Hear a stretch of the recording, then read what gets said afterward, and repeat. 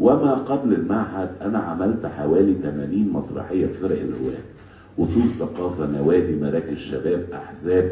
اي مكان كان بيوفر خشبه مسرح كنا مجموعه من الشباب بنختار نص، النص ده اذا كان نص عالمي او نص عربي او مصري، وكنا بنعمل عليه بروفات وننزل لكمال مرعي في وسط البلد نأجر منه الملابس، وملابس كانت ما شاء الله مهببه هي بس ده كان المصدر الوحيد، هو ده المصدر الوحيد طبعا. فنروح اتحايل العلام الله يرحمها انها تغسل لي بدله نابليون ولا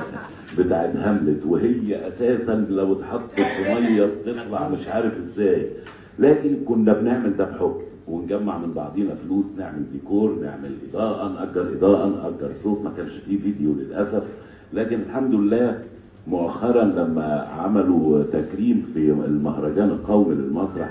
اما كانوا بياخدوا مني الداتا الحمد لله محافظ على الداتا، اسم كل مسرحيه، مين الكاتب بتاعها، وصور منها. فعندي داتا غريبه يعني، لغايه اما بدات 86 في مسرحيه خشب الورد، من 86 لغايه